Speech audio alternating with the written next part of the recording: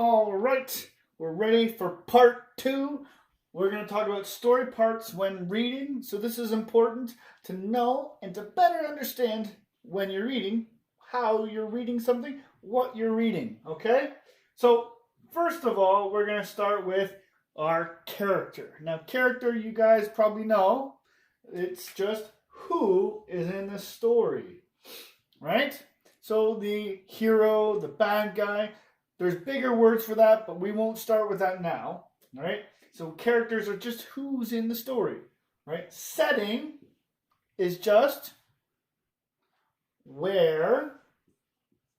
Lots of people like to say where, the castle, the school, the home, right? But we also need to know it's also when in the story. A setting is very important to understand when we're talking about.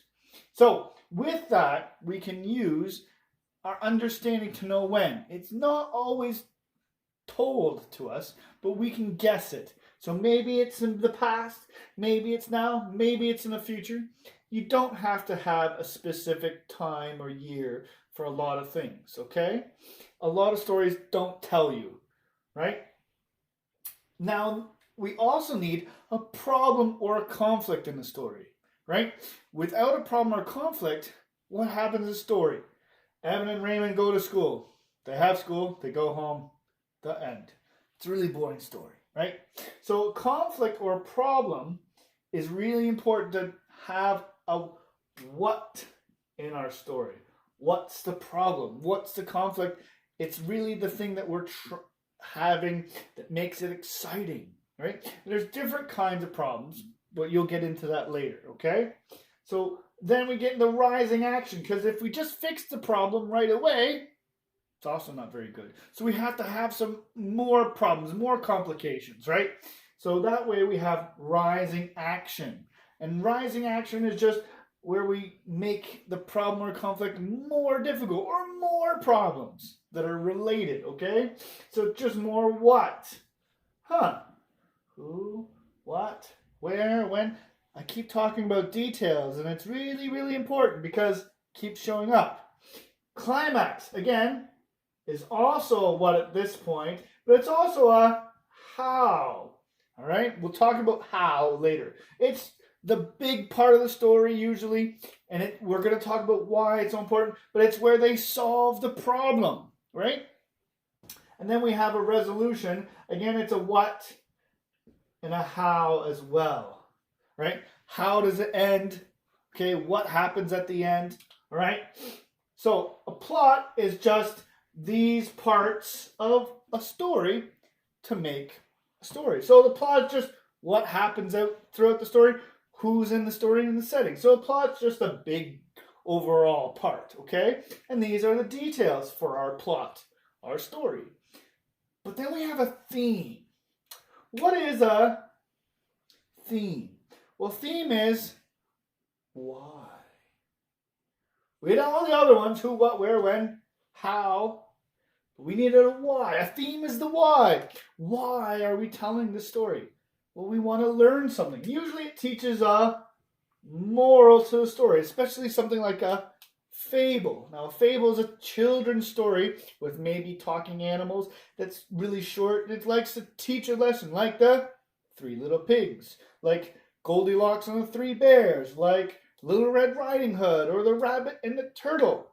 All of these stories use all these details for a plot to teach a lesson. That's why we're doing something.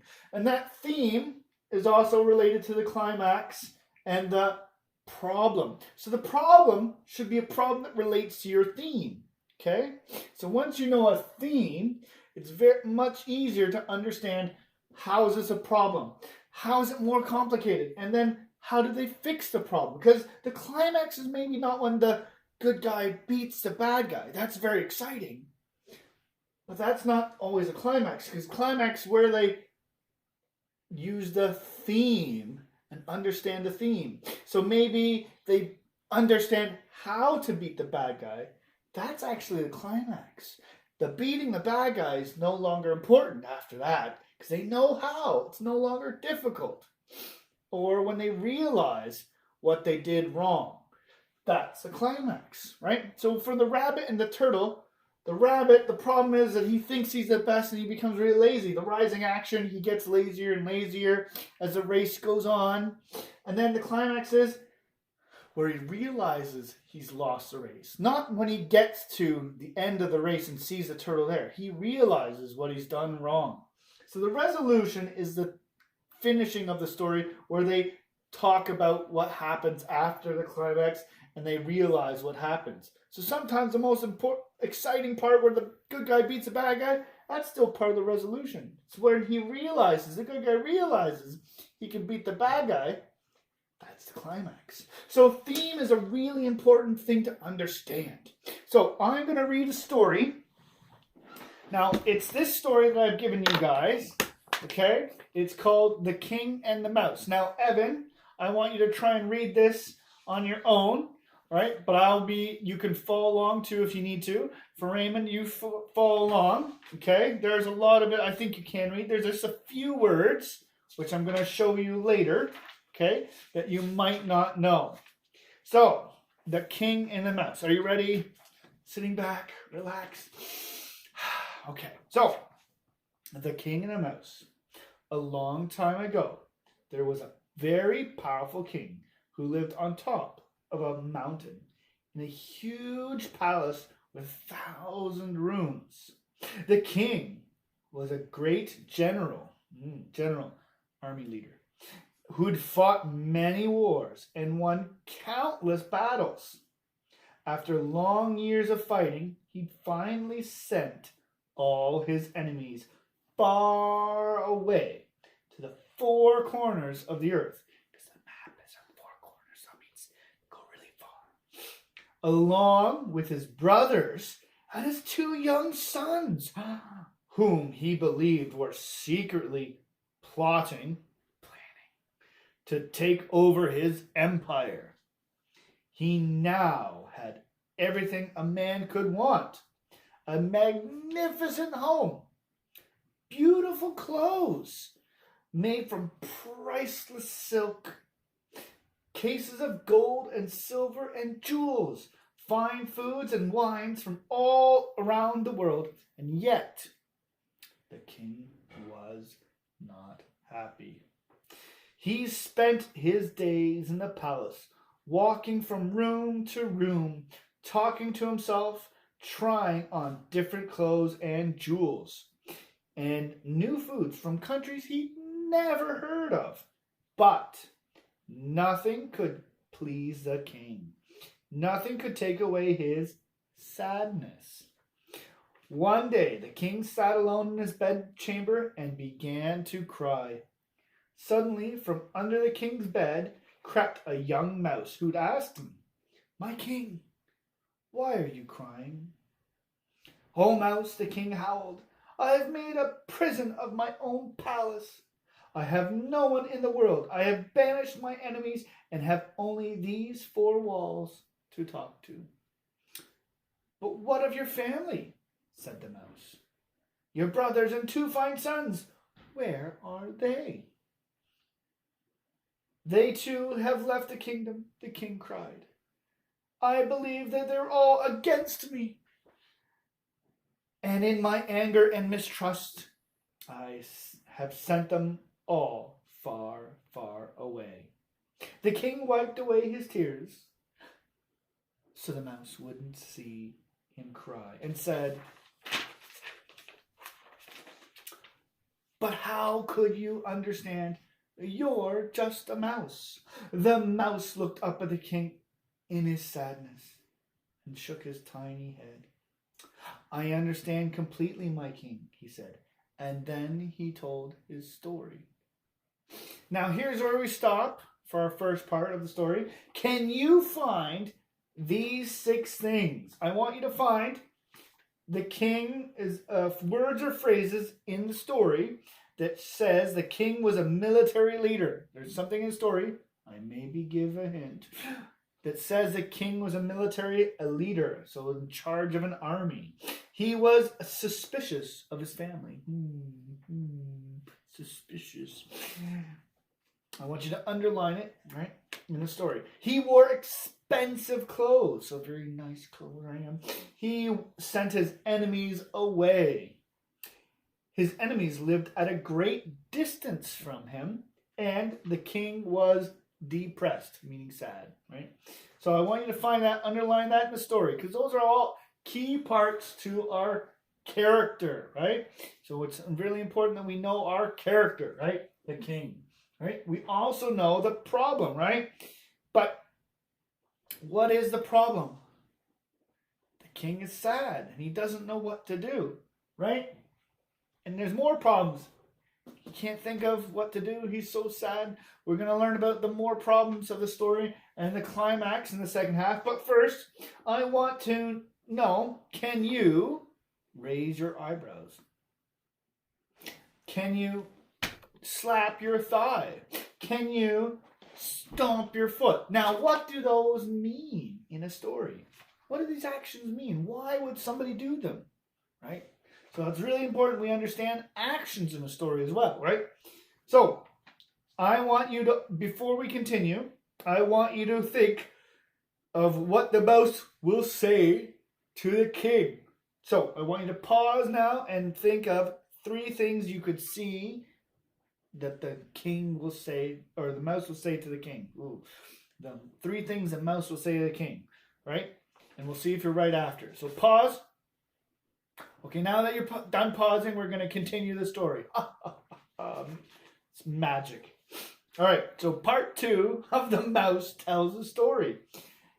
It was a cold, hard winter when my brother and I first came to your palace, my king. We have traveled many miles, and we were very hungry and tired. The hallways and rooms were so thick with snow and ice, we thought we would never find food there. Here, we thought we would starve to death. Oh no. I was so hungry and so desperate and afraid that I did a terrible thing.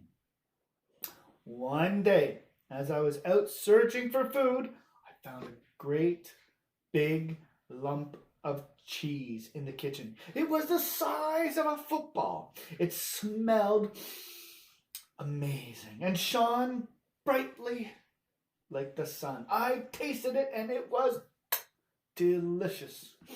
I thought all my birthdays had come at once.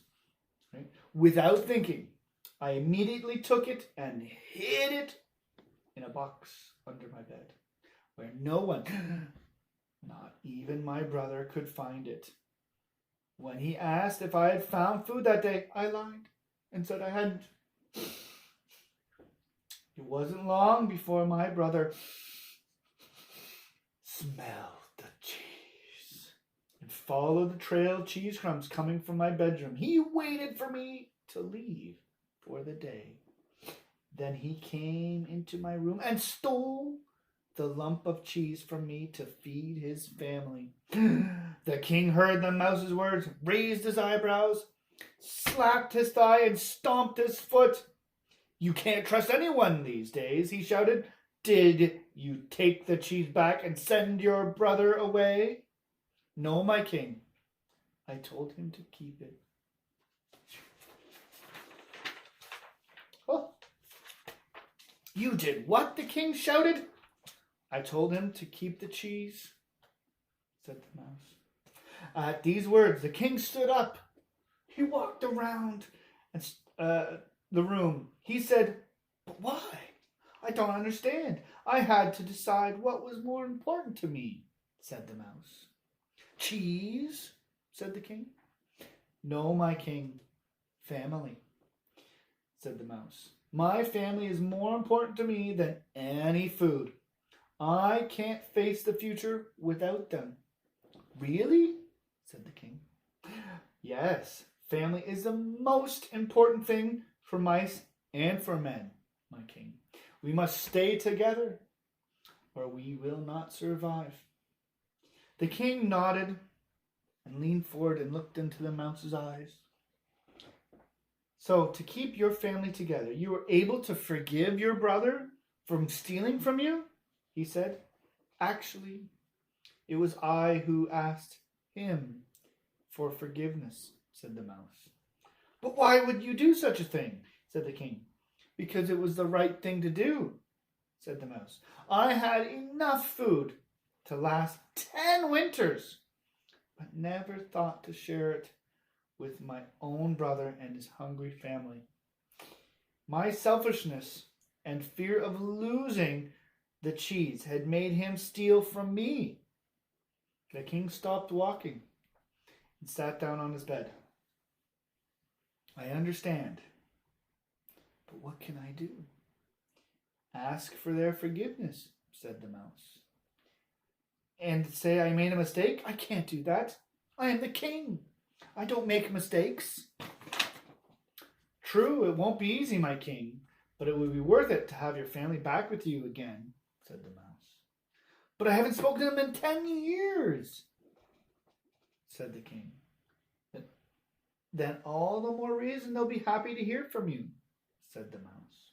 Oh, mouse, said the king, what a wise friend you are. But tell me, should I write them a letter or should I visit them? I think you should go and see them, so they know that you are serious. Very well, said the king. I shall leave at once, find the rest of my family, and rebuild my kingdom. Very good, my king, said the mouse. I'm excited for you. And I'll tell the cook to make sure you and your family have all the cheese you will ever need. What's your name, young mouse? Said the king. It's George, my king. George the mouse. You're now my special friend and advisor. George cheered, then did a backflip and clapped his little hands. The king laughed with joy for the first time in years. He rang for his servant, ordered a coach and a horse and some traveling clothes, then turned back to George and said, But when I find them, yes, my king, what should I say to them? Now, I would want you to, that's the end of our story. Now, I want you to, for your writing, I want you to write down 5 things you should say, the king should say to his brothers and sons, right? After that, what do you think is the moral of the story, right? There's 3 choices I have here. Hopefully it's fairly obvious. Family is more important than possessions. Possessions, things you have. 2, anyone can make a mistake. Or 3, cheese is delicious. Now, a story can have more than one theme, but right now I'm looking for the number 1 theme of this story. So lots of stories have many themes. All right, so I do have some new words here. We have 10 words here. Now, if you want, and you haven't done your spelling from earlier, you can pick some of these words. Okay? So we have countless, plotting, magnificent, priceless, banished, starve, forgiveness, selfishness, advisor, possessions. Okay? So I have these 10 words. I want you to look them up if you need to. If you know the definition, you can write it out. But if you need to, look up the definition. I want you to write it out. Okay? Now, our last thing about story parts when reading, because I haven't talked to you guys about this, is I want you to write 2 things. 1, I want you to write, what did you do for Chinese New Year? I want you to include things like, what did you do, eat, wear, say, what you think of the activities in your family, and what you like the most or least about this holiday. Number 2, I want you to try and think of a story, right, with a theme. You can use any theme you like, but some suggestions are family is important, hard work, being nice, or other positive ideas are usually very good. From there, remember that a story starts with introducing the characters and settings. Then a problem or conflict is introduced that helps show the theme. After, there are some more complications. That's part of the rise in action. And until the climax, where the problem is solved, usually showing the theme. After that is the resolution, where you finish the story. Okay? So, that is your homework for this week. I hope you have a great week, and I'll see you next time. Thank you. Bye for now.